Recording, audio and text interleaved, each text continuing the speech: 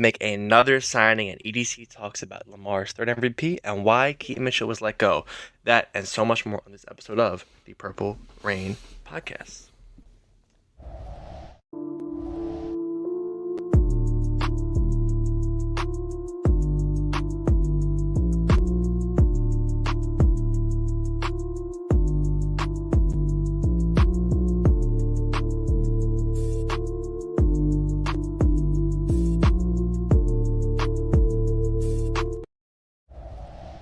Yes. Welcome back, and happy Monday to everybody watching, everybody tuned in live here on the Purple Rain Podcast. Welcome back to episode 405. Yes, 405. 5 away from the 410 episode. A little giveaway for that one.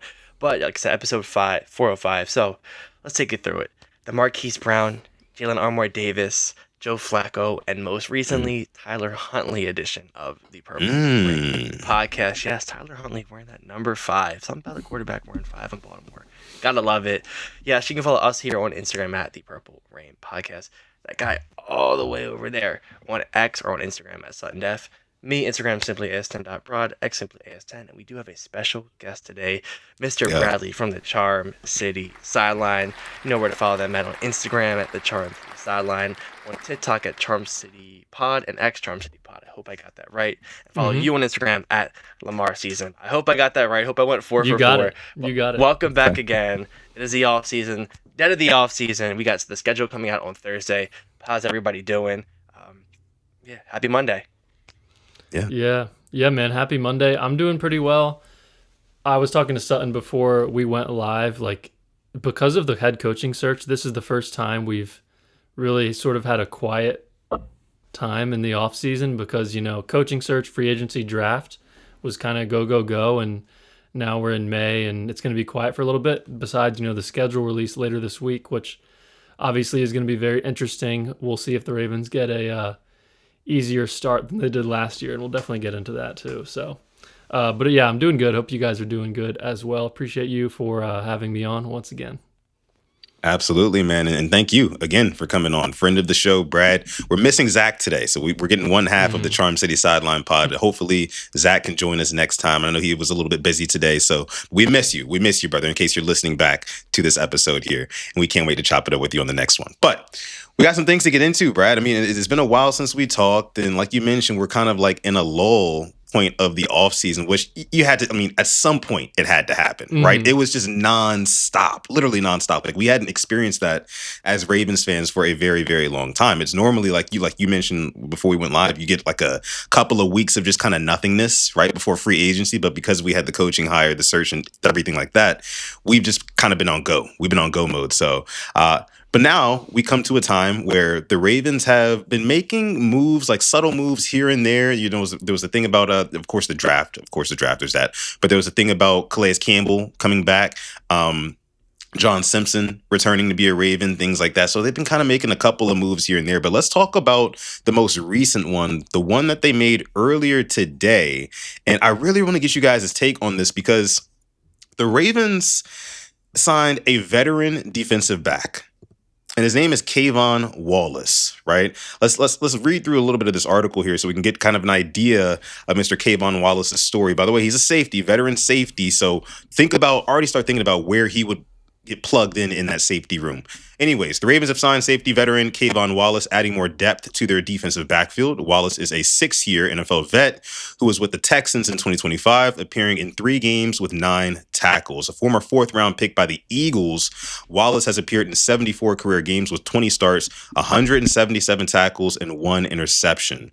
The Clemson product spent his first 3 NFL seasons in Philly and has also been with the Cardinals, Titans, and Seahawks. So he's a little bit of a journeyman. In addition to playing safety, Wallace has been a frequent contributor on special teams. With the Texans, Wallace saw 108 snaps on defense and 38 on special teams.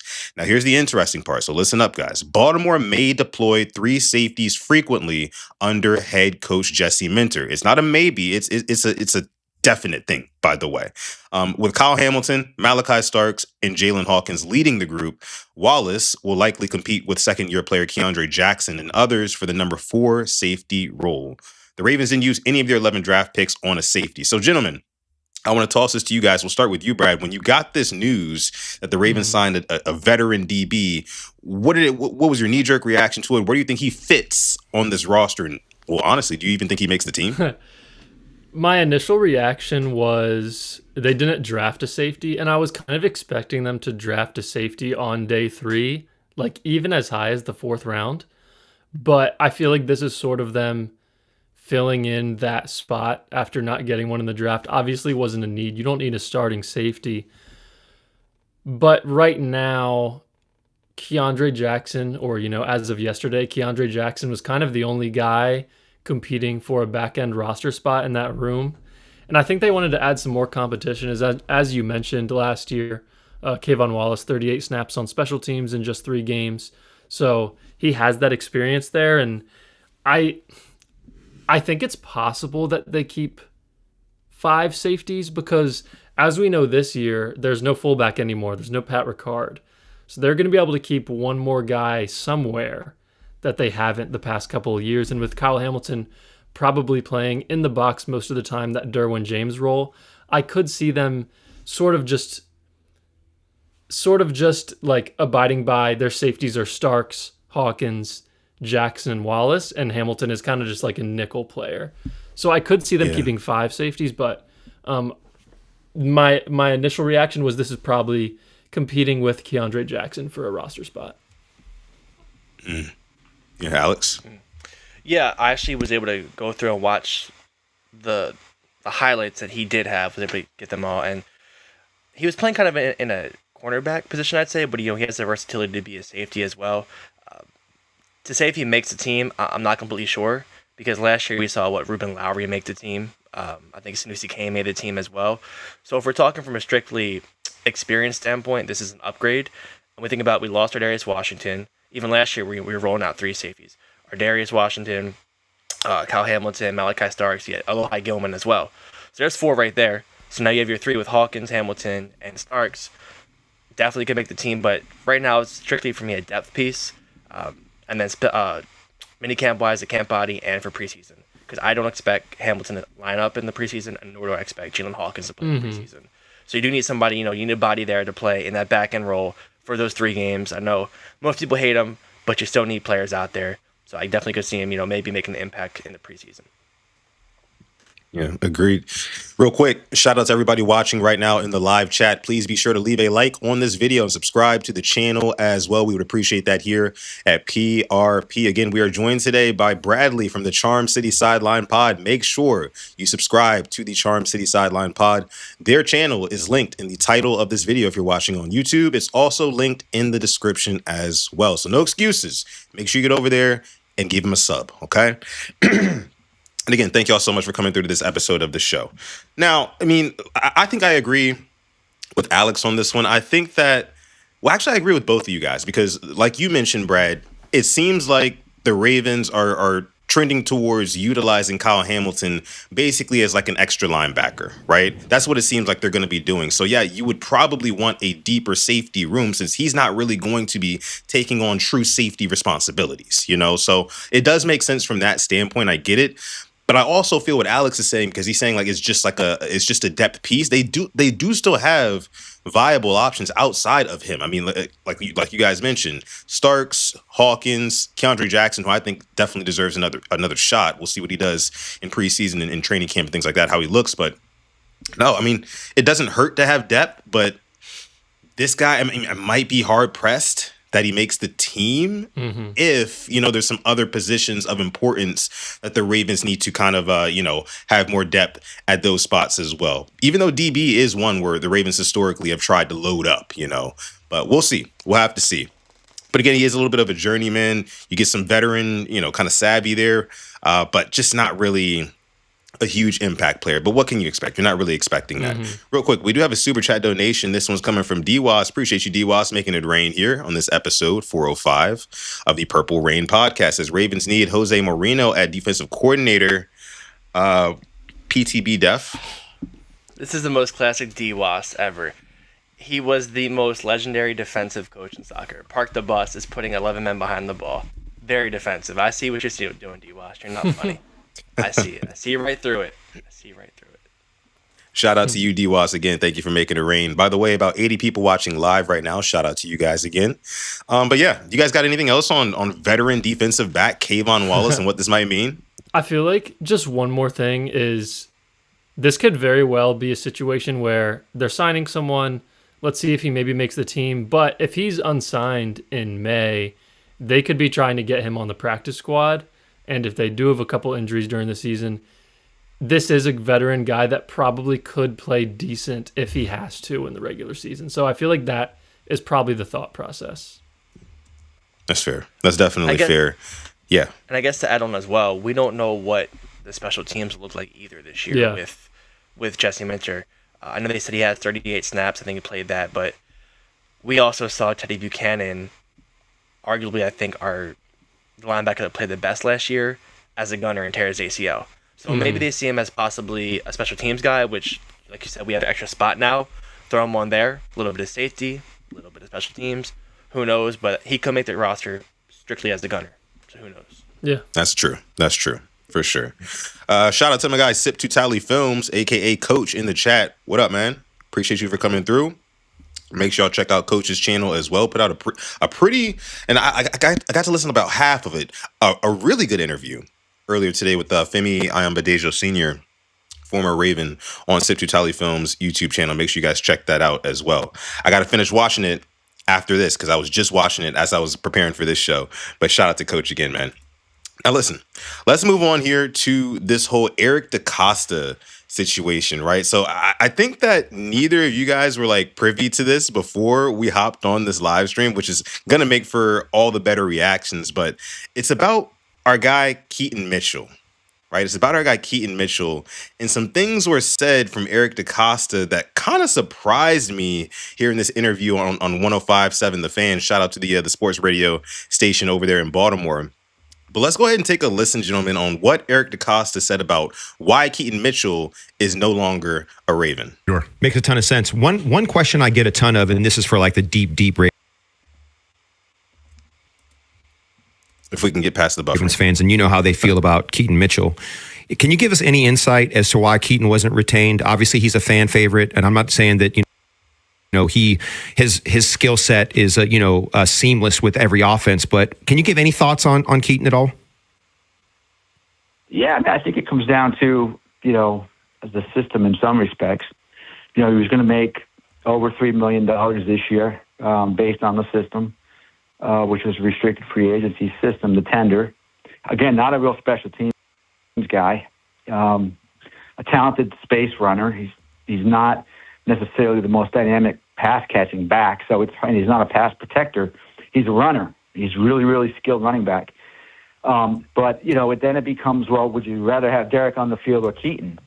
And then you talk about the amount of carries he's going to get, and the amount of reps he's going to get, and the fact he's going to have to make I think the number was $3.6 million on a 1-year deal, which was the tender. So then he's going to become a free agent next year again. It gets challenging. I think the biggest thing is when we looked at him, Keaton, and these are hard choices to make because he's a great dude and he's an awesome talent. He's not a punt returner, and as a kick returner, he's probably better suited to the old kick returns more than the new kick returns. Yeah.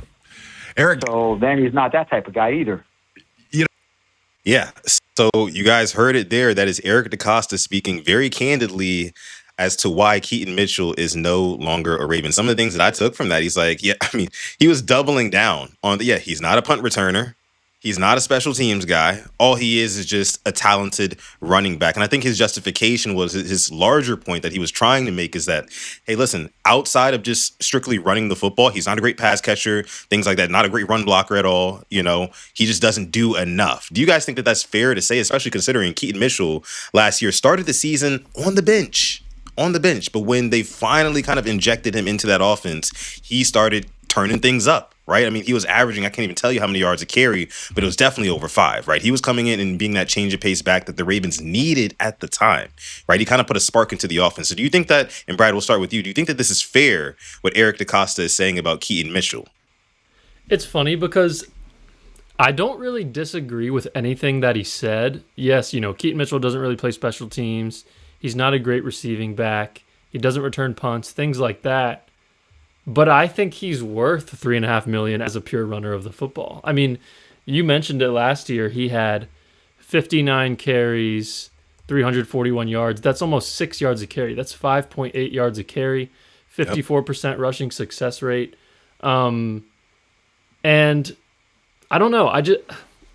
I feel like when you have Derrick Henry and he is getting older, like, I understand you have Justice Hill, Rasheen Ali, and they drafted Adam Randall, but like, I think I would be fine with paying $3.5 million for a backup running back. And I mean, I feel like you should be confident in your coaching to get him to be a better pass blocker and a better pass catcher.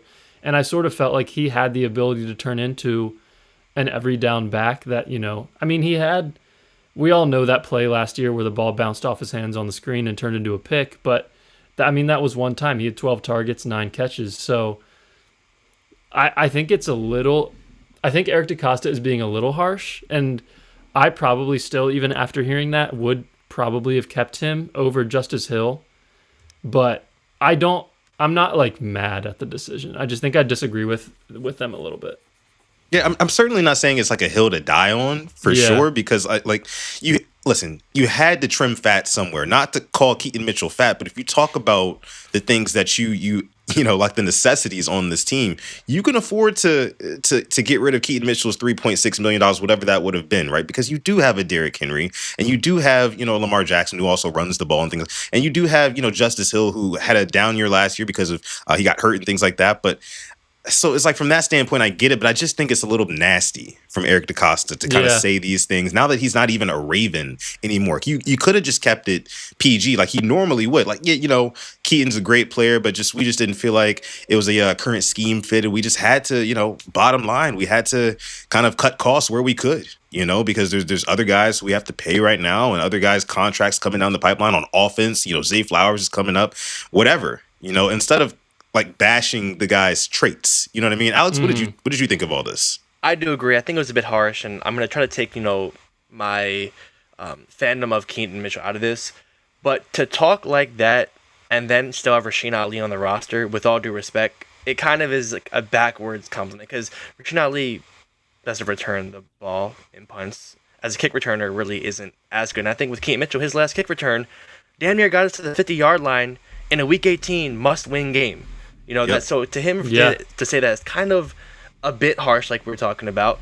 And he wasn't the best pass blocker, wasn't the best pass catcher, but I do remember he had a couple of plays his rookie year when he was fully healthy, I may say, where he made some plays catching the ball. Past season, made some plays catching the ball. I think the Bears game, he had a screen, took it up for like 15, 20 yards. Obviously, that's one catch, but I do understand you let him go for the $3.5 million, and getting Adam Randall kind of, takes away any just, I guess, upset feelings I had towards him leaving. I think going to the Chargers is a fantastic fit for him with Mike McDaniel. I think it's a positive for him. I think he'll get, more snaps, more opportunity there. So it's a win-win for both sides. So good on him. But like you said, Sutton, EDC could have been like, we wouldn't assure up the O-line. Maybe we could put those $3 million in resources there. Like you said, upcoming contracts, Lamar, Zay. He could have went a more professional way, but he was honest and he makes for great content. So I guess we'll take it. It definitely is what it is. I think that, you bring up Adam Randall, Alex, and I'm glad you did, because I want to ask you guys this question too. With Eric Decosta saying the things that he said about Keaton Mitchell, does that scare you for the development of an Adam Randall? You know what I mean? Like, because they drafted him, and of course he's not going to be making the final say-so on who plays and who doesn't, right? But like, I don't know. Like, if the philosophy is to Eric Decosta, who's literally the general manager of the team, so I know he's having conversations with Jesse Minter when it comes to, maybe the game plan for what's on the field, especially considering Jesse Minter's a first-year guy and Eric's trying to kind of, make him learn or help him learn the Ravens way. Do you think that, since he's saying you couldn't take snaps away from Derrick Henry for Keaton Mitchell, well, are you going to take snaps away from Derrick Henry for Adam Randall? Does this scare you for Adam Randall? Brad, what do you think? A little bit. I think it is interesting how they plan to use Adam Randall, and it's kind of like, why did they draft him? We'll see what ends up happening. I think what I've sort of been thinking about the past 5 minutes is I just was not expecting them to retain Justice Hill. And I was kind of expecting their backfield next year to be Derrick Henry, Keaton Mitchell, and Rasheen Ali. Because Rasheen Ali plays special teams. And like you said, Alex, not as good of a returner as Keaton Mitchell, but he's also a pretty dang good returner in the kick return game. And I feel like Ali and Mitchell together on those kick returns was pretty dynamic. And I actually like Rasheen Ali a lot. And I liked Keaton Mitchell a lot. And Justice Hill's cap hit this year is almost $4 million. And he has $900K in dead cap. So if it were up to me, I probably would have cut Hill, and I would have had Derrick Henry, Rasheen Ali, and Adam Randall, or drafted a different running back who is a little bit more pro ready in the pass protecting aspect. So I think that's more so. I think I'm still kind of confused why they decided to keep Justice Hill. Yeah, definitely fair to kind of think that, and just because I don't know what the future holds in terms of the running back room for the Ravens, because we know Derrick Henry, he's only getting older, right? He's not getting any younger. Eventually, you're going to see him start to decline, and the Ravens won't renew his contract, and he'll no longer be a Raven. I'd give that maybe 2-3 years tops, right? But bringing in an Adam Randall, and that's why I was kind of asking you guys the question: does it scare you for him? Bringing in an Adam Randall, you want to get this guy going, especially considering his athletic makeup and things like that, and all the things that he's good at. I think it would be more beneficial for the Ravens to get him going now, as opposed to giving him maybe a couple carries a game or something like that, and for the most part he's riding the bench or playing special teams. No, I think that this is an ascending talent. He just played his first year of running back last year at Clemson. Right, so not just for any old school, at Clemson, right? In his first year playing running back, he had 10 touchdowns. Right? And it was averaging, I think, 5 yards a carry, something like that. So I think that you have a special talent on your hands. I get it. Derrick Henry is great, but if we can get the pass blocking of Adam Randall up to snuff before the season starts, I need to see this guy. I need to see this guy on the field on Sundays. Garbage times. I expect the Ravens to be up in second halves this season, especially considering the Ravens don't have the strongest strength of schedule. And we're going to get to some schedule leaks here in a few minutes. But I think that the Ravens will be up in certain games, and they'll have the opportunity to put Adam Randall out there to close some of those games out. And that's where we're really going to see what his skill set is. But they got to make the commitment to him being RB2. So that's what I feel like. I mean, they didn't draft him for nothing. Alex, what do you think? Yeah, I agree. And I'm thinking back to the Bears last year. They also had a 7th-round running back who had a pretty good season in Kyle Monangai. So, Declan Doyle saw a late-round running back. When you mix him up with your league guy, you can kind of get them going as a 1-2. I'm not saying Adam Randall's going to be a Monangai, but he can definitely be a complement to whatever we have with Derrick Henry and Justice Hill. So, like you said, you do want to see him in garbage time. I would like to see him sprinkled in, maybe get him some looks in the pass game because he has hands. Just try to use him as much as you can, and I think Declan Doyle will do that, and the reason why we drafted him, especially when the owner picks him, he's going to get some play time, going to get some targets. I have no doubt about that. Yeah, and that does kind of give me some solace, Alex, because it's that is the owner's pick. I don't know if you guys heard the story. I think it was on the Ryan Ripken show, and Dabo Swinney was talking to Ryan, and he was saying that Eric Decosta, but Steve Bisciotti hired a guy from a SEAL Team 6 unit, right, to kind of evaluate a bunch of different potential draft picks, and Adam Randall ranked 3rd on that SEALs list in terms of character and all sorts of stuff like that, mentality, all sorts of stuff like that. So I don't know. I think it speaks volumes. It definitely speaks volumes when somebody of that level of discipline is seeing that same level of discipline in a player. I mean, I think Steve Bisciotti is kind of genius for that. Just me personally. And then that matches the tape, because when you watch the Adam Randall highlights in his tape from Clemson, especially, just that last year, you can see that this kid has tons, and I mean tons of potential, right? So it's just another weapon for Declan Doyle in his first year. Hell, if he wants to get into the good graces of the owner, he would definitely be sure to utilize Adam Randall in the game plan. So I'm looking forward to that. But all right.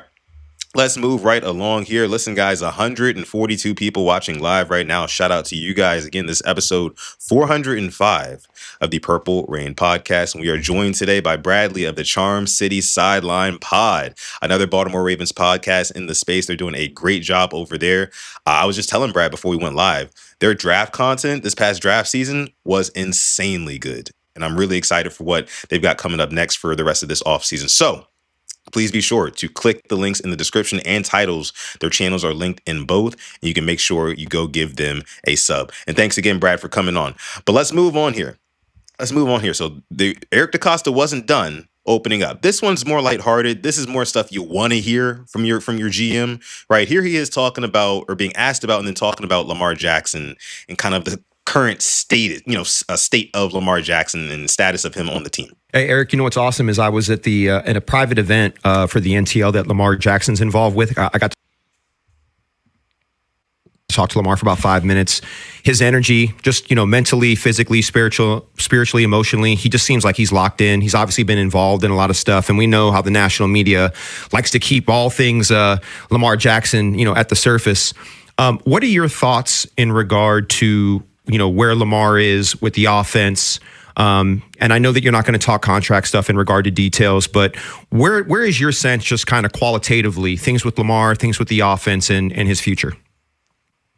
I think he's got great energy. He's excited. I think he's really done a great job being here, learning the new approach of the offense and the terminology and all those things. It's not an easy thing to do for anybody.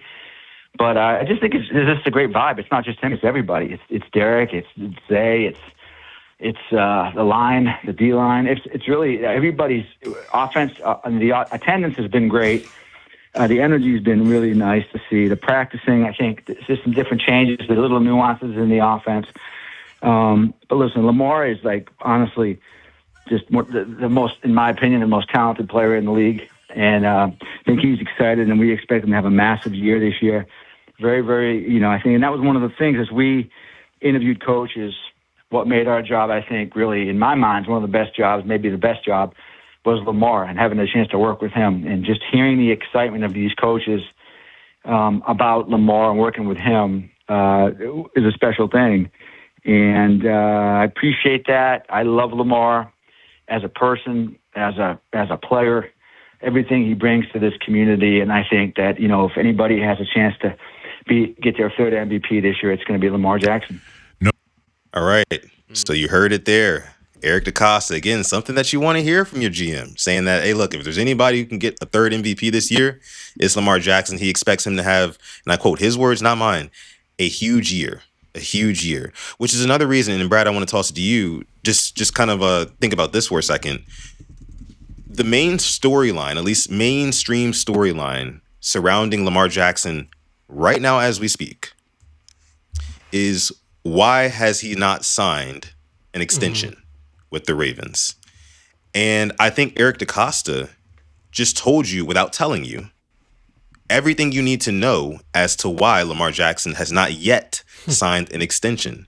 And the reason why is because it doesn't make any sense for him to negotiate right now when his leverage could be a lot stronger 365 days from today, right? You know what I mean? Yeah. Like a year from now, after next season.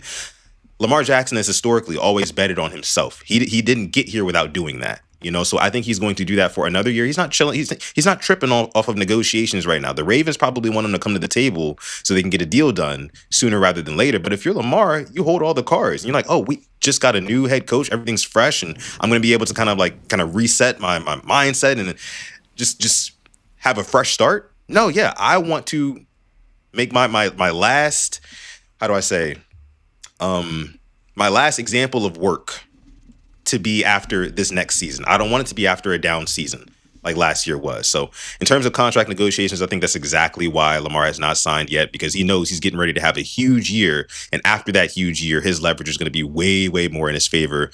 Brad, what do you think about this, though? Yeah, I like it. Obviously, you want to see Eric Decosta and Lamar Jackson have a good relationship. You want to see EDC say good things about him, which he has always done. I agree with you with the contract. I think it's one of two things, or it could be both. We haven't seen a quarterback get a big extension in a while. And I think we all remember the Jalen Hurts contract extension basically was the reason that the Ravens were able to get it done with Lamar, because they essentially copied and pasted Jalen Hurts' contract and gave Lamar, $1 million more each year. And I think Lamar is either waiting for that next big quarterback contract to hit, whoever gets paid more than Dak, or waiting to win MVP again and have another really good season and, get $63 million per year next offseason. So I think it's smart. I don't really see any issue with him doing this. Obviously, as a Ravens fan, you would like for him to be locked up more long term. But from everything we're seeing, it seems like he's really committed to the team. He's been a part of the offseason program. So as of right now, I'm really not concerned about the future. And I think they'll definitely get a deal done next offseason at the latest. Yeah, that's what I'm thinking. Alex, you agree? You bring that up. I'm trying to think, what was the last big contract for a quarterback? We bring up Dak. It's been a while. I know Purdy, we got 5 years, 265 last year. Then Daniel Jones got kind of a 2-year. Malik Willis got his, but I'm thinking of the big blockbuster. I can't think who was last. It's been a while. Yeah. That's a good question. And then who's up next? I know it was Stroud. His name's been thrown around. But yeah. Kind of with his, unfortunately, his playoff performances. It's, what have you done for me recently? You bring that up, and I hate Bryce to be Young like that, is another one. Yeah, and for even him, you gave me the playoffs, but you showed me some signs, but you just got benched less than 400 days ago. So it's kind of weird with him. But I'm right there with you. I think he is waiting. It will get done next year. I'm not really too worried about it. But like you said, he has all the cards, and why not? Why not? just kind of bet on yourself, because you're in a new system, and history shows your first year in new systems, you win an MVP. So why not do it one more time for MVP3? No, literally. Yeah, it's crazy fact. Lamar's first year with a new coordinator, he wins MVP, and they'll probably do it again. Might as well throw some cash on that. Go check the lines. Might sprinkle something on that. I'm all for it. Yeah, man. Bradley, any other thoughts on this? I don't think so. I would not be surprised if he wins MVP again. I mean, he should have 3 already. He has 3 first-team All-Pros and 2 MVPs, whatever. But, it is interesting that, first year of Roman, first year of Monken, 1 MVP. And we think, at least, this offense is going to be different than anything Lamar has ever done before. So it's probably going to be another year of defenses kind of taking a whole entire season to figure the new Lamar Jackson out. Yeah. Yeah, and that's what you love. That's what you love. When you go into a season knowing that the Ravens are going to be able to throw a curveball the league has never seen before. Alex, you got something else for me? The NFL not figuring out Lamar Jackson, the Big 26. I can see that already being a title of one of our streams. Yeah. Will they figure him out? Oh, I love it. Man, I told you. Well, I don't think you weren't on stream with me on Friday, Alex, but I was telling the chat, I was like, my boy Colin Cowherd, he's at it again, bro. Oh, my goodness. He's at it again, bro. Oh my God. He's at it again. I know y'all saw that list, man. They got Lamar. They got our man Lamar Jackson underneath the likes of Justin Herbert. More music video appearances than playoff wins. Can we talk about that? Can we this man is really living up in LA. Start a family channel at this point, because Wait, whose music video has he been in? His girlfriend, Madison Beer. He was just in it. I think last week. Yeah, he was. Still hasn't gotten a playoff win. Oh. Wow, that is a crazy stack. Can you say that one more time, Alex? Justin Herbert has more music video appearances than playoff wins. He was drafted in 2020. Yeah.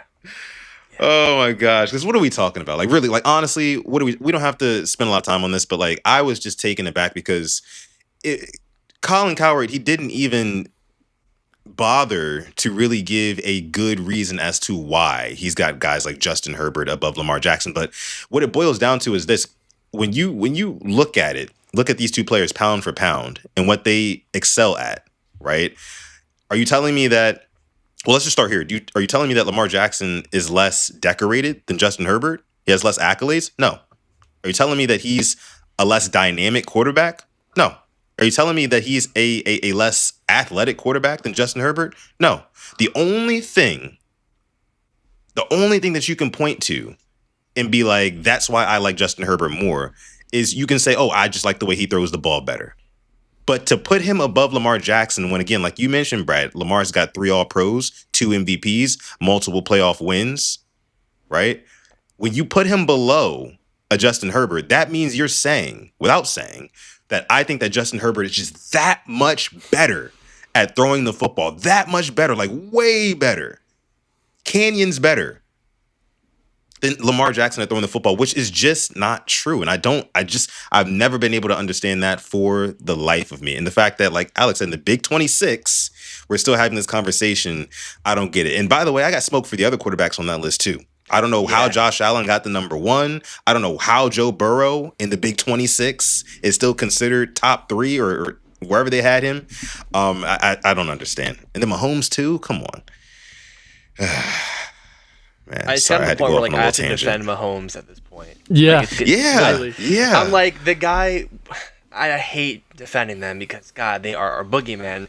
The guy had Matt Nagy at OC. Like Matt What are we Nagy. talking about? And like, did we not watch their offenses? Like Matt Nagy, even being an OC, that's a fireable offense from Andy Reid. Like that's kind of, and then we know where Matt Nagy's at now, so it kind of just fits the bill.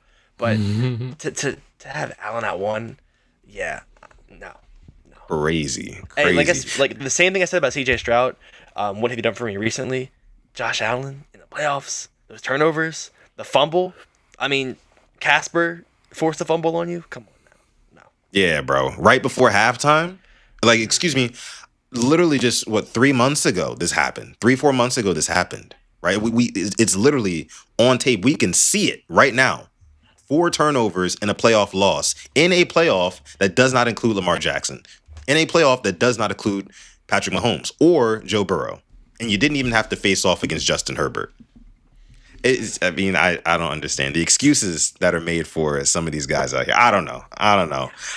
Listen, guys, we got to move on here. Before we do have a super chat donation. This one's coming from Mad Rasta. Appreciate you, Mad Rasta, dropping the 5-piece in the chat, making it rain here.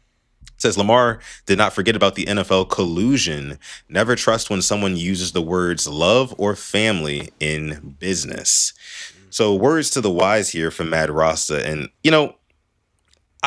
I tend to agree with you here. I think I agree with you here, Mad Rasta, because, like, I know he didn't forget about the NFL doing what they did right before he got that new contract with the Ravens, where he was basically on the market. He requested a trade publicly. And basically nobody was looking to make an offer for Lamar Jackson, whether or not because they were afraid that the Ravens would just match it, whatever. The fact that he did not have a market from any team, it speaks volumes. And then like they mentioned, it came out as collusion later on. So, and then he says, never trust when someone uses the words love or family in business. This one is kind of a little bit more like I get what you're saying here, because at the end of the day, they can say, the Ravens organization, right? They can say like, oh, we're a big family, we love each other, things like that.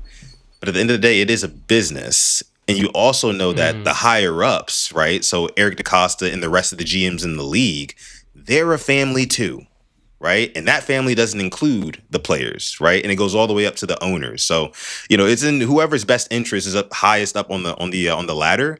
That's who's ultimately going to win in these situations. So I agree. No, I agree with Mad Roster here. You guys got anything to say about this?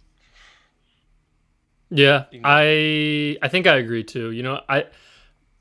I do think there is a difference though, because like Eric DeCosta probably does love Lamar Jackson, but like you can love a player. For example, let's say Eric DeCosta loves a Marlon Humphrey personally.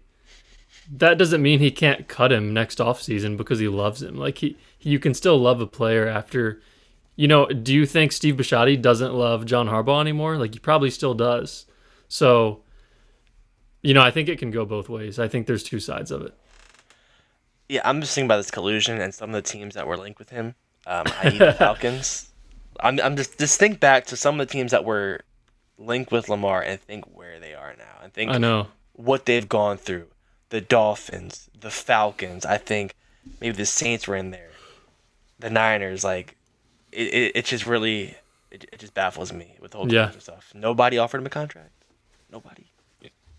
Definitely some weird stuff. Definitely some weird stuff going on there. But appreciate you, Mad Roster, for the $5 Super Chat donation. As always, man, making it rain here on this episode of the Purple Rain Podcast. Listen, guys, be sure to leave a like. Yes, sir, that's right. A thumbs up on this video if you've not already. And if you are new, and you are enjoying the content you are currently consuming, please consider hitting that subscribe button as well, because this is the Purple Rain podcast where we do cover the Baltimore Ravens daily and more, not just Baltimore Ravens. You know, it's off season, so we're switching things up here. So if you got interest in other sports, we do cover those too. So make sure you go ahead and hit that subscribe button. Now, let's go ahead and get into the most relevant news of this week, gentlemen. The most relevant news of this week is the fact that the NFL schedule, the actual schedule, is getting ready to drop. And, you know, real quick, I want to start this combo by saying this. I remember last year when the schedule released, I'll never forget it. I was doing the Charm City Sideline pod, right? And it was so funny because right before the stream started is when the schedule dropped. So I had went into it completely blind, and me and Bradley and Zach were reacting to it, and I was just shocked, literally shocked. And here's where we'll start, fellas, at how front loaded the Ravens schedule was in 2025. Who do we have in the first 5 weeks, guys? The Bills, the Chiefs, the Texans, Lions, right? Yeah, it was Buffalo, Browns, Lions, Chiefs, Texans, Rams to start. Oh, I forgot about the Rams. Bears too, who were a 1 seed for most of the year as well. Yeah. So they definitely did not do us any favors last year. All we know right now is that the Ravens on week 3 will be traveling to Brazil to take on the Dallas Cowboys. Now, I want to toss this one to you, Brad. When it comes to the schedule release, what do you think is most likely to happen with those, specifically like those first couple of weeks? Because I've been seeing a lot of people say that week 1 will probably be at home. I saw a lot of people talking about that. I can't remember why they say week 2 would probably be an away game. I can't remember. But what are your thoughts on the schedule? What's your wish list looking like? And what do you think could possibly happen here? Well, first of all, when their opponents first came out, you know, at the end of the season, my eyes lit up because they play the NFC South and the AFC South. So they play the Saints, Bucks, Falcons, and Panthers. And then they play the Texans, Jags, Colts, and Titans. So those are 2 divisions, maybe the 2 worst divisions in football that they play next year. So they got lucky from that standpoint. Their other matchups are the Cowboys and the Bills, so not super easy there, but definitely a much, much easier schedule than last year. And I look at their home opponents, and they're probably going to be favored in every single game at home. They got the 3 division games: Jags, Titans, Saints, Bucks, and Chargers. That is a very, very light home schedule. In terms of what I'm expecting, I don't know. I really, obviously for excitement's sake, for being a fan, I love when the Ravens are primetime early on in the season. It doesn't usually go that well for them, at least hasn't in the past couple of years. I would absolutely love a Ravens at Falcons 1 p.m. game buried in the Sunday slate week 1. I would prefer to start the season like that because low profile. The past couple of years they have not started the season like that. I think 2023 they started a 1 p.m. game against the Jets or something like that? Texans, yeah. So I like that a lot more, and I think there's a lot less pressure going into it. So I'm hoping for a 1 p.m. week 1 game for Baltimore. I wholeheartedly agree. I think it'll be Ravens Steelers. I kind of want it to be, but as somebody who went to their first home opener last year at 1:00, it was just fantastic vibes, and I couldn't imagine having that kind of with this new regime. That was a home opener after we blew a lead to the Bills, and the bank was rocking. So imagine a home opener week 1 with the Jesse Minter era, with the take flight era. I think that would be perfect. I don't think we'll get a home primetime game week 1. I think if anything, it'll be a 1:00 game, or if it's a primetime game, it'll be, I think somebody mentioned it, Ravens Steelers in Acrisure. So Monday Night Football. Yeah. I could definitely see that as well. But what I would like, definitely, like you said, a 1:00 game buried in that opening slate. Mm-hmm. Yeah, give us something low profile, man. Well, I mean, listen, we get it. You got to get Lamar Jackson. He puts butts in seats. He sells jerseys, right? He brings eyes to the sport, sure. But you got to give us a break, man. I mean, you can't just have us playing prime time week 1 against a demon of an opponent every single year. And then, oh, yeah, by the way, you want us to turn around and play on Christmas and or Thanksgiving too? Like, I mean, come on, what are we doing? You know what I mean? Give us a break. Now, luckily, like you mentioned, Brad, I mean, the strength of schedule this year, when you just look at the Ravens' opponents, yeah, you can definitely look at it. You can take a breather because it's not all that tough. It's really not. But I think that week 1 matchup, I've been seeing like you mentioned, Alex. I think I did see somebody in the chat. Frieza says, "I'm calling it right now. In week 1, we're playing the Steelers on Monday Night Football." Me personally, again, I agree with y'all. Bury us on a 1 p.m. CBS card. I would love that. But in terms of storylines, and that's what the NFL is really trying to push here. This is probably one of the juicier storylines in the league. Both of these teams that have such a storied rivalry, both just fired their head coaches of almost 2 decades, right, respectively. And they brought in an entirely new regime, The Steelers might be getting Aaron Rodgers back. I know he visited with them today, and it's looking like, odds are he's probably going to come back and play for them and with his old coach, Mike McCarthy. But I think that's a huge story. Ravens Steelers week 1, Monday Night Football. I could see it, man. I could see it. Yeah, I wouldn't hate that. Like, the past 2 years, it was at Kansas City, at Buffalo, primetime. Like, at Pittsburgh, I mean, I know the Ravens struggle against them, but it is a new regime for both sides. I've talked about this with a few people, and it's like Tomlin versus Harbaugh. I feel like Tomlin outsmarted Harbaugh a lot. I think John Harbaugh beat Mike Tomlin when Lamar Jackson played really well, or when Mike McDonald called a great game on defense. And now, no offense to him, but I feel like Jesse Minter versus Mike McCarthy isn't really a fair matchup. And I have a lot more confidence in Minter versus McCarthy than I do in Harbaugh versus Tomlin. Well, I guess a part of that, right, is because of you have this unknown factor behind Jesse Minter, right? He's like a defensive genius and things like that, but we've seen Mike McCarthy and what he has to offer, So from that perspective, I do get what you're saying, but I'm just saying purely from a storyline perspective, you're going to put this Monday Night Football. It's going to be on ESPN, or maybe it's on another network on another day. Who knows? But I think it would just bring in huge ratings. It would bring in huge ratings, probably. So I totally forgot. I don't think we'll have a week 1 game at home, because Saturday, the September 12th, is the rugby game at the stadium at M&T. Yeah. So I don't think. But they could still do Monday Night Football. I mean, it will give it enough time, right, for the field between Saturday and Monday. No, that's a quick turnaround with the field. I with think grass. Will be a way. Especially rugby. I'm not too sure about that. I'm not too sure. I think we'll be away week 1, which will lead to maybe Ravens Steelers Monday Night Football in Pittsburgh, which I could definitely see. Even I'm fine. High profile matchup week 2, I'm fine with that. Can we just get a break on the first day of the year, please? Right, yeah. Yeah, I mean, honestly, for the NFL's sake, if you want the Ravens to really be one of those teams, give us a little ramping up period. You know what I'm saying? Give us a couple layups to start the season, and then I promise you, by week 5, week 6, we're gonna be cooking, right? You can put us up against anyone you want to. After that, I'm just being silly, but no, for real though.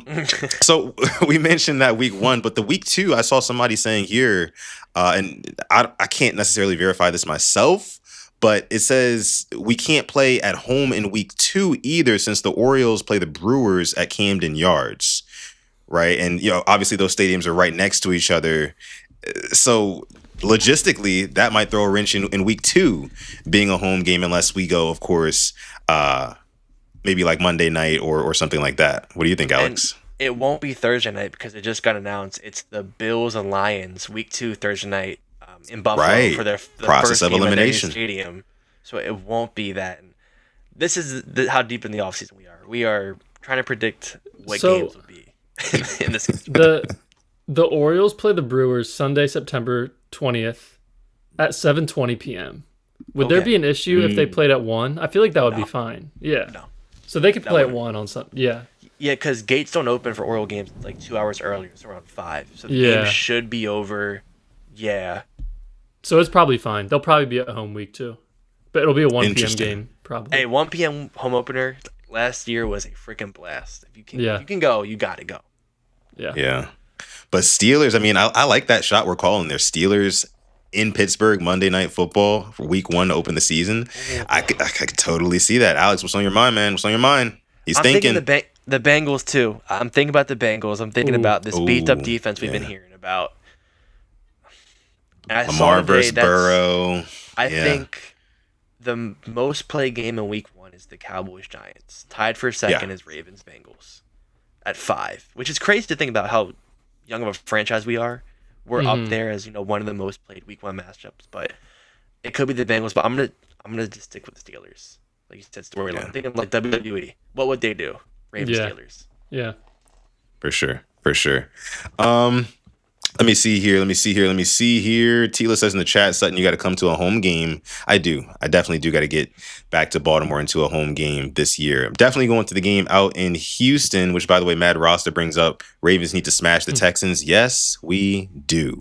Because, listen, man, if I'm going to be in enemy territory and we lose to the Houston Texans, that'd be brutal. Brutal. Let me see. I want the Texans. I don't care about the AFC North opponents. Mad Ross has got a vendetta for Houston. That's funny. But yeah, it's going to be an interesting one. I cannot wait for the schedule to drop. By the way, it drops 8 p.m. Eastern Standard Time on Thursday, which freaking sucks because, as you guys know, we normally go live earlier than that. So I don't know. Maybe we could figure something out. I don't know. We'll talk about it. So, but anywho's, that is actually, you know what? No, there was actually another one. Another go through leaked the game. Yeah, go ahead. Yeah, go ahead. Yeah. So like I said, the Bills are opening up their new stadium week 2, Thursday Night Football. We have the second game of the Thanksgiving slate, which will be the Eagles at the Cowboys, which is really interesting. How do you feel about that? Thanksgiving, so maybe when you're starting to eat around 4:30, if you eat that early, Eagles Cowboys on your screen. That's cinema. Hardball. I mean, as long as Jackson Dart, Scatterboo, and Neighbors can be healthy, can stay healthy. Eagles Cowboys. That's the week 1. I'm getting mixed up. But no, Eagles Cowboys. That one's. Well, I just don't really know what to expect from the Eagles this year, especially their offense. But no, I mean, NFC East rivalry. I'm not mad at that at all. On Thanksgiving, no, I'm not mad at that. And it was the Lions and who else? Bills. On Thanksgiving? Lions and Bills? Lions. I'm sorry. No, they haven't announced the Lions. Oh, but they're playing somebody. They're playing somebody. Detroit's always playing on Thanksgiving. But yeah, go ahead. Not to jump ahead, like you said, the week 1, which you're talking about, Sunday Night Football, Cowboys at Giants. Last time this game was played, 40-0, I believe the Cowboys beat the Giants a couple years ago. Yeah. Different team. I'm happy that we get to see. You said that's Thursday night, right? So this is Sunday Night Football, week 1. Oh, that's Sunday Night Football, Giants. week 1. Okay. I'm happy, very, very happy that we get to watch the Giants and John Harbaugh in a primetime slot week 1, right? Because I need to see it up close and personal without having to worry about a Ravens game going on at the same time. I need to see if the Harbs face is going to be Harbs face in New York like it was in Baltimore. We'll see about that. But there's also just a lot of players on the Giants that I am still rooting for. Pat Ricard, Isaiah Likely, hell, even Jordan Stout. I mean, he was really good for us last year. So I definitely am not to say I'll be rooting for the Giants or anything like that, but I'll definitely be watching them with a keen eye, especially considering that they've actually got a good nucleus, right? They've got their quarterback, they've got receivers. Who did they draft in the didn't they draft a pass catcher in this past draft? Or am I tripping? Which team? I believe they did. The Giants, yeah. I believe they did. Oh, yeah. They drafted I think it was Malachi Fields. Okay. Notre Dame. Okay. Yeah, Got you. Okay, cool. Yeah, because I know in the first round, they went and they got Maui Noah, right? And Reese. Yeah, Arbel Reese, that's right. So yeah, I'll be interested to see them play. Go ahead, Alex. I just sent you a tweet, Sutton. Okay. Apparently, this is a leak. I don't know. It looks like one of the official week 1 kind of graphics they put up on Twitter. Mm-hmm. Take it with a grain of salt because I've already seen some conflicting reports and the replies, of teams that can't play at home. But I'll let you put on screen. They have us as the Monday night home opener. The Ravens, that is. I'm not going to say who it's against, but this could possibly be us. We could be opening up at home on Monday Night Football in this new Jesse Minter era. That would be crazy. Let's take a look at this and when is that rugby game? It's that Saturday, I think, around midday. So according to this, it has us Chargers at Ravens, Monday Night Football. Jesse Minter against his former team against Jim Harbaugh. Take it with a grain of salt. take it with a grain of Yeah. Yeah. I mean, but we talked about storylines. That's another story for you right there. That's a good one, a very good one. Jesse Minter's former team. By the way, his head coach is John Harbaugh's brother. And yeah, it's a lot there. It's a lot there. I wouldn't be mad at that. Brad, what you think? Yeah, I wouldn't hate that either. I would just prefer a 1 p.m. game. You know, I'm looking at the opponents right now, guys. Like Browns 1 p.m. week 1. Give me that. Like Monken, that's even a storyline there. You got like Titans, Saints, Bucks, Falcons, Panthers, Colts. You know, give me one of those week 1, please. Yeah, definitely. Again, would not be mad at that at all. Just give us a little ramping up period. And I promise you, NFL, we'll be cooking by, the second quarter of the season. Promise you. But yeah, I mean, so wait, who did you say leaked this again, Alex? What's up? It was whoever just put this on. I mean, I don't know where they found this, but it just kind of looks like one of those official NFL graphics. Where did you find this at? In the group chat. It looks damn good. I mean, it has all the new logos, the Titans' new logo. So I'm not sure where they got this, but if this is fake, man, they spend a lot of time to make this. Yeah. Good job for sure, definitely. Or you must have put in a hell of a prompt on ChatGPT to get it to look like this. But yeah, so we will have to just wait and see what the official is for this Ravens team. It's going to be very telling, I think, for this team. And like Brad said multiple times, I think it would be better for the first day of school, so to say, with Jesse Minter and Doyle and Tony Weaver and everybody like that, to give us an opponent that not necessarily a can, but like just somebody, we can get it going on. We can beat up on them real quick. That's all. Anywho. Let's go ahead and move on here. We got a couple more topics before we wrap up the show. Again, shout out to our guy Brad from Charm City Sideline Podcast. Appreciate you for coming through so much. We still got 164 people watching live right now. Shout out to you guys. Please be sure, leave a like on this video. Subscribe to the channel as well. We would appreciate that. And actually, we have a comment here, a question, just really quick. This one is coming from my guy JD. He says, "Who do y'all want to see on Christmas? Not the Ravens, I presume, fellas. No. Yeah, not the Ravens. I'm done with holidays. Thanksgiving, Christmas. Let me relax, please. Yes. Let the players relax too. Yeah. Relax. Like last year, the Chiefs played on Thanksgiving and Christmas. I'm like, come on, let them be with their families for at least one of the holidays. You know what I mean? Like. I will say the past 2 Christmases, or 3 Christmases ago and 2 Christmases ago, the Texans game and the Niners game were, that made our Christmases amazing. Even with that, even with having a great win like that on Christmas, I would still prefer them to not play on Christmas. Like, I just want to relax and watch not the Ravens play. And then last year, I'm having a great day on Thanksgiving, and then just watch the worst game of all time. And then the people like us, then we have to talk about it right after the game at midnight on Thanksgiving night.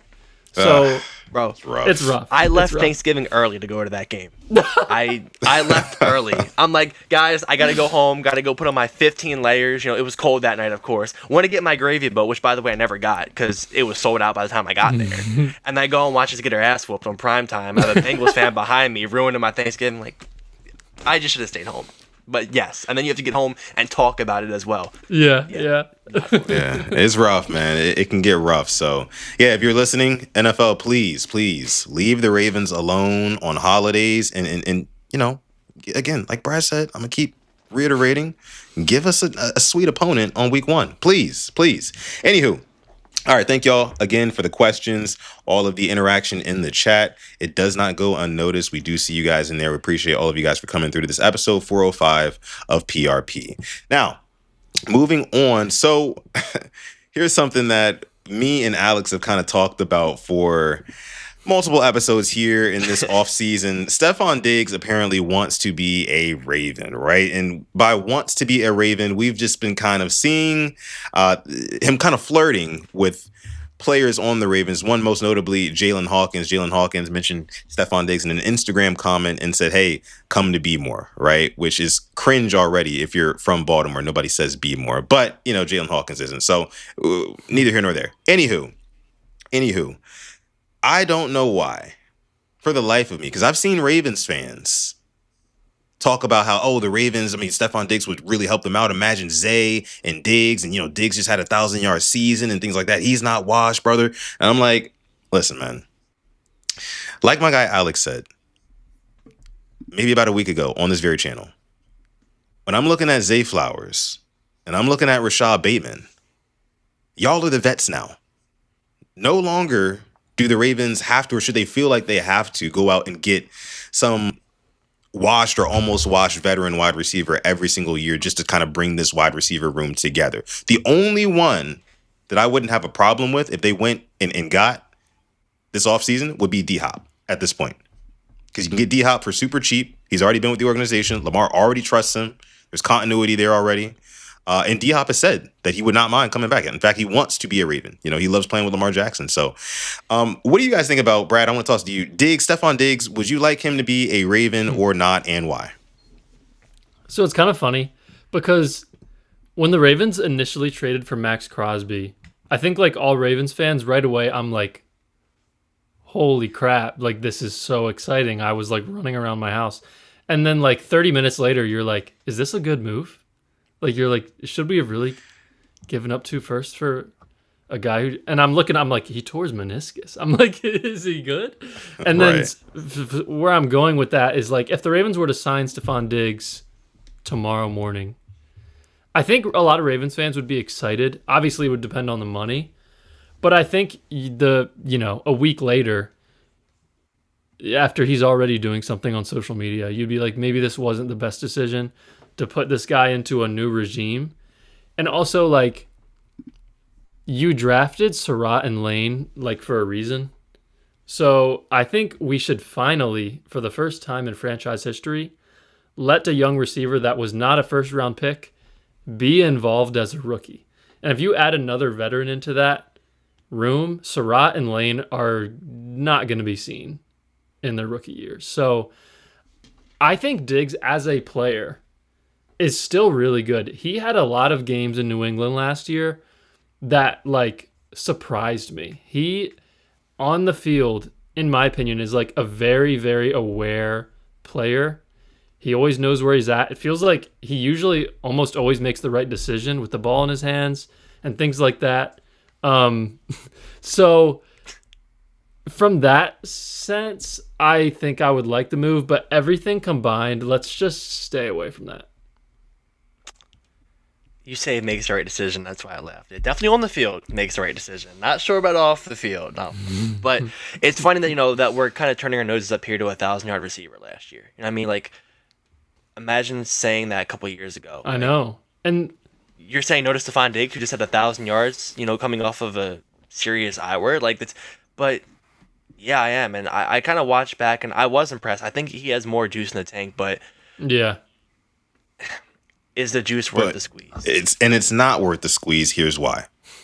Because what happens when Stefon Diggs realizes halfway through a season with the Ravens, hey, I'm only getting 2 to 3 targets a game. Yeah. What's going on here? You know what I'm saying? Like, you guys just had 1,000 yards last year with New England, and now you guys are only giving me 2 to 3 targets a game. F this. And then he's going to be, doing whatever in the locker room, standoffish, whatever. I can't say this stuff for a fact, guys, but based off of what we've seen, the track record shows that he's a little bit of a diva, actually a lot of bit of a diva, and he's got some off the field stuff that's not too favorable, right? And like my guy Brad said, like when you're starting a new regime, right, you don't want any sort of like impurities or anything like that. Not to talk about Stefon Diggs like this. I don't know the man personally, but again, based off of what we've seen, social media, he's very, very public about being, I don't know what's the word here, fellas. Just kind of not controversial, but like just kind of controversial. To be honest with you,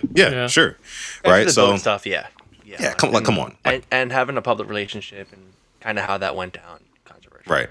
Yeah, whole bunch. So. Yeah, I'm out on Stefon Diggs. I'm all set on that, but some of you guys are. Let us know down below in the comments section if you would like the Ravens to pursue a Stefon Diggs. Again, proven receiver, right? But I just don't think that in this offense, he's going to be happy at all. 3-4 weeks in, you're going to see. I mean, he should just go talk to D-Hop. Just talk to D-Hop one-on-one and say, hey, look, is it a good idea for me to go to the Ravens?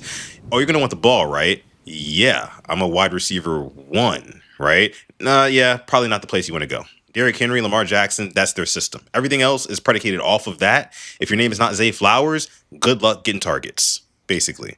So there it is with that. But we do have a couple of Super Chat donations, I believe, here in the chat. Thank y'all so much for coming through on this episode. Let me see. Mad Rasta with another $5 Super Chat donation. Appreciate you, brother. Continuing to make it rain here on this episode of the show. Mad Rasta says, all jokes aside, I think Diggs could help Bateman have a good year. We can't put so much pressure on rookies. D-Hop is done and slow. And yeah. Okay, you guys take this first. Go ahead, take it. I can definitely agree to a point. I think I don't think our Titans will have as big as an impact as we think they may have had, in a Monken scheme. I think they'll at least, have a good part. But I'm thinking about it, Zay, Bate, and Diggs lining up. That'd be pretty sick.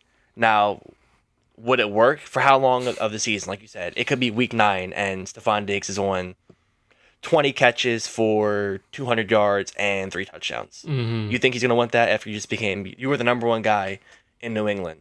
That's kind of where I'm at. Like, would I take him with everything, off the field, kind of wiped, and him, maybe not bitching on the sideline? 1,000,000%. I just seen he did it with Kirk, did it with Josh Allen. You see all the signs there with CJ Stroud. I'm not too sure. Would he help us out? Would he make us a better team? 100%. 100%. But like we said, is the juice worth the squeeze? Yeah. And at the point now, with D-Hop, like, he's going to get, 2 targets a game? If that, he wasn't getting 1 target a game at points last year. Yeah. Is that worth the money you're going to give him? Take it away, Bradley. Yeah, sorry. I wanted them to add a receiver, but, like, I was a big fan of Surratt in this, draft process, watching him. And I kind of felt like he was a second-round guy, in my opinion, just, in terms of how I graded him out. Getting him and Jacoby Lane, I don't even want them to add another receiver to this room. I like where it's at right now. And, I think Zay Flowers is going to continue to get even better. I just don't understand Ravens fans and their opinion on Zay Flowers. I mean, this guy had 1,200 yards last year, been a Pro Bowler the last 2 years. Like, we've been looking for a receiver like this since 1996. And we hold on, Brad. Just real quick, I'm bro. leaving. Just real quick. Alex. Just real quick. Come back, real quick. Okay. You just mentioned how you love Elijah Surratt and Jacoby Lane, and if you're like most other Ravens fans, you would agree with the following statement that Jacoby Lane has the higher upside, right, as a wide receiver, and Elijah Surratt is kind of like this all around. He can kind of probably plug and play. You can start him now, right? Probably less development necessary. Would you share that same assessment, Bradley? Mm-hmm. Okay. And with what you just said, like, Zay Flowers, yes, 1,200 yard season, but my biggest thing about those guys like Elijah Surratt specifically, he had 15 touchdowns in 14 games last season with Indiana. That's averaging over a touchdown per game. The thing that Zay Flowers does not do on a very regular basis, at least not regular enough for me, is score touchdowns, is get his team off of the field. And that's always been my gripe. So when I hear you say you don't understand Ravens fans' opinions on Zay Flowers, that is my main gripe with Zay. And nobody seems to like get that when I say it. I don't know why.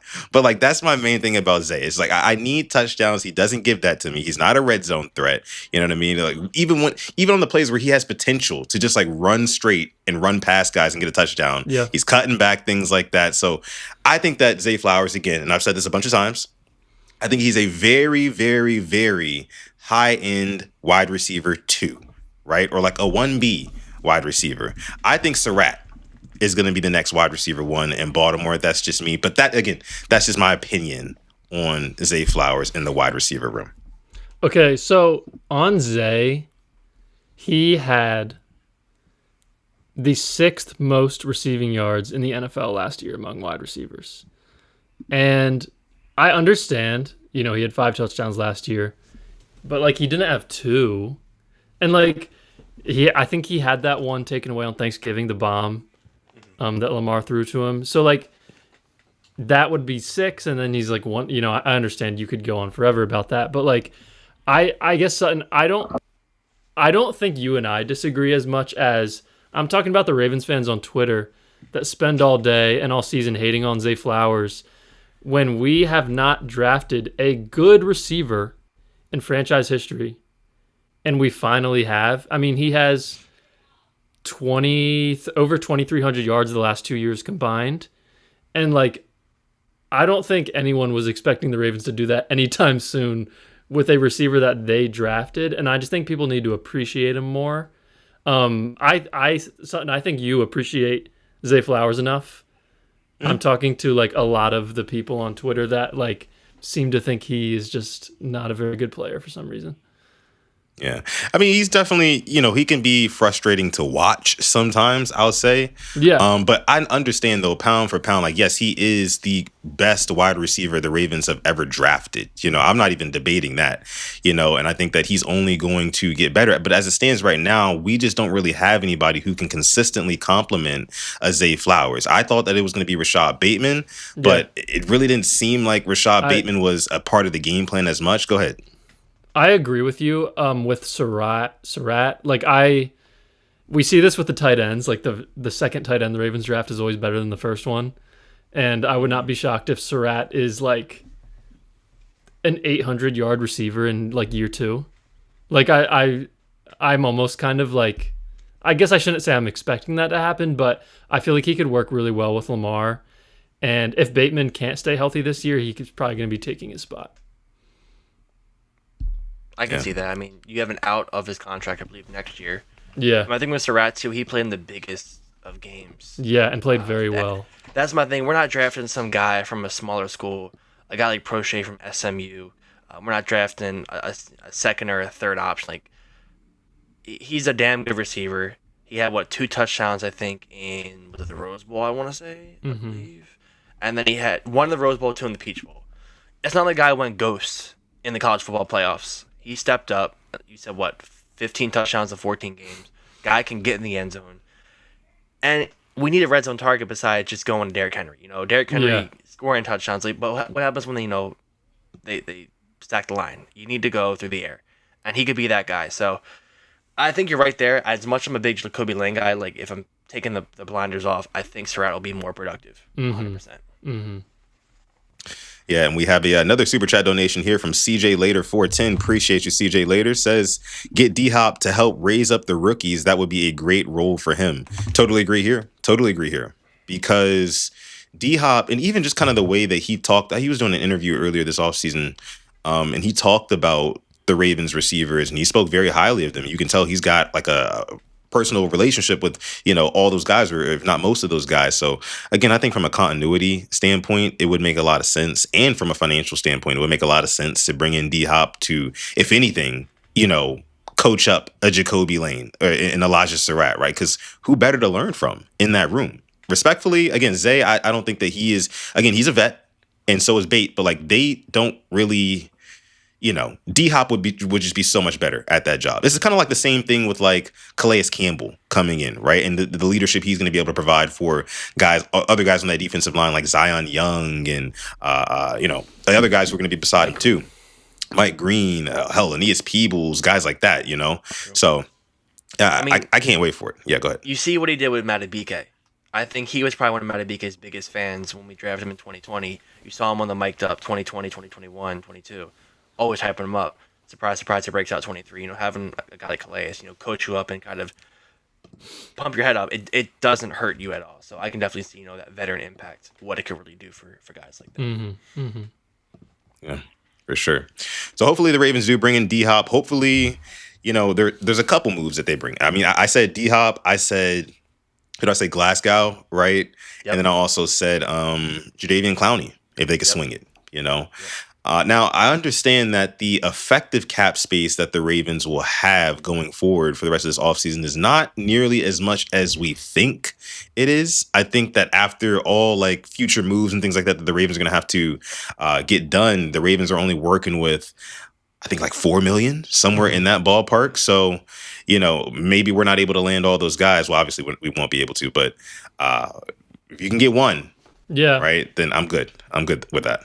Yeah, and I will say, like, I would be, like, I think I'd be good with this roster in training camp. So knowing that they still have one more move in them, and $4 million, like, you can work, you can sign a good player with that and make it work with, the way they can manipulate money nowadays. Like, I think they're in a really good spot. And in terms of, I feel like at this point in past off seasons, they have $4 million in real cap space. You know what I mean? It's like this year they have a lot more than that. They have $4 million that they could like spend right now. So I think they're in a pretty good spot.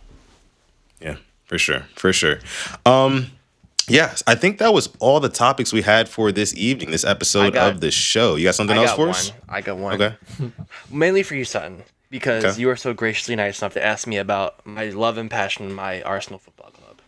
I got to turn it back on you. I got to ask about your love and passion, the UFC. I know you watched it. Yeah, I did. Listen, he screwed me out of a parlay.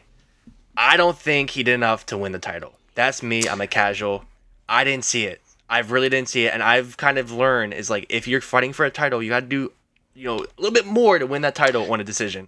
I didn't see it. Yes, the saying goes, you have to beat the champ to be the champ, right? And what Sean Strickland did on Saturday night against Khamzat Chimaev was not beating the champ at all. And you're saying like you're a casual and you thought that basically like Khamzat got robbed. Well, I'm a hardcore fan and I feel the exact same way. But for some reason, the fan base is like split like 50-50 on this. Well, honestly, not even 50-50. I posted a video right after the fight, reacting to it. And right now this video has like 15,000 plus views and like 400 comments. Most of it is people roasting the hell out of me, right? Basically saying like, oh, you don't know ball, you're a casual. They're saying all sorts of mean, nasty things about me, right? But I'm like, did we watch the same fight? I scored it 4 rounds to 1. For Khamzat Chimaev, right? The only round that Sean Strickland won, to me, is round 2, right? Round number 2 where Khamzat, he shot for a takedown. Sean Strickland stuffed it pretty easily. And then Khamzat kind of went to his back. That didn't look good. That was not a good visual, especially for a champion, right? And then Sean Strickland kind of laid on top of him, was landing some ground and pound for the rest of that round. But outside of that, Khamzat came back and he was walking him down. Sean Strickland was just backing up. He was backing up the entire time and he was landing a jab. He was. But he was backing up, and a big part of the criteria for the judges scoring is octagon control, right? If you're constantly backing your opponent up, then that scores points for you. But I think the judges kind of took the jab of Sean Strickland. He was just spamming the jab. Wasn't doing any damage, any real damage, by the way, just spamming the jab, right? But that apparently was enough for him to win the fight. I didn't understand it. I thought it was a robbery. Yeah, I saw that. I saw actually a real sad news. 2 people actually unalive themselves because how much they bet on him. Yeah. Whoa. Yeah. And like, where was this? Like in another country or something? Or yeah, I think Khamzat's home country too. They sold their cars, took loans out. I'm like, it was like a minus 500. You're not making a lot of money off of that. Yeah, that's crazy. I mean, don't get me wrong. He was definitely supposed to win, but it's like Uzbekistan. That's crazy. Oh, it's unverified. I'm sorry. I got duped. Got community noted. Community noted. True, all though, right. Because like the way gambling is now, like you can definitely see that happening. You definitely. Yeah. It's crazy either way. But now you have Sean Strickland, who is the middleweight champion, and you just killed all of the aura that is Khamzat Chimaev. Like it's gone now completely. But it is what it is. Chris M with the party hat gifted. Appreciate that. The 20 jewels. Appreciate that. I really honestly I don't even know what that means. But like it's a new thing that YouTube is doing now, and it's a gift. So thank you. Hell Cool. Yeah. We appreciate it. Party hat. Okay. Shout out to Chris. But okay, I think we're going to go ahead and wrap the show there, guys. Again, big shout out to our guy Bradley from the Charm City Sideline Podcast. Let's clap it up for him. Thank you so much for coming through, man. It's been a great episode of the show, man. I've been wanting to hear your takes on all the stuff. And I'm glad that you kind of touched on Surratt and Lane towards the end there, because I definitely want to ask you about them and which one you're more excited about, all that good stuff. But again, thank you so much for coming on, man. Hopefully we can do this again later on in the off season if you're down. And of course, we got to get our guy Zach next time. So again, Zach, if you're still listening, shout out to you. We missed you on this one, but we'll catch you on the next one for sure. Brad, let us know where we can find you outside of the title of this video in the description. You can just click the link there, but let us know where we can find you and what you got going on. Yeah, so obviously Charm City Sideline podcast on YouTube. Zach and I do a lot of content over there, long form Ravens podcast, very similar to what you guys see here. Also, we're on audio only, Spotify, Apple Podcasts, if you guys would rather listen to us over there. And then at Charm City Pod, Instagram, TikTok, Twitter. We post a lot of clips on there too. So check us out everywhere. And really, really appreciate you guys for having me. I always love coming on here. Love having you guys on our pod as well. And excited to do it again. Yes, sir. Yes, sir. We appreciate you again, man. And like I mentioned, we will be linking up again here soon in the near future. Make sure you guys like the video again and subscribe to the channel, both channels, our channel, and then also the Charm City Sideline podcast as well. With that being said, love you guys. Appreciate y'all. And I'm going to let my guy Alex take us out of this one. Thank you for coming to episode 405 of the Purple Rain podcast. We love you. We appreciate you. And as always, stay positive and test negative. Especially not test negative. Test freaking negative. Yeah, definitely. Yeah. More, super important. Now more than it has been in 5 years, right? So definitely on that one. Stay positive, test negative, and never, ever, ever forget, even on the rainiest of days, to call God. This has been episode 405 of PRP. We're going to catch you guys in the next one. Peace. Peace.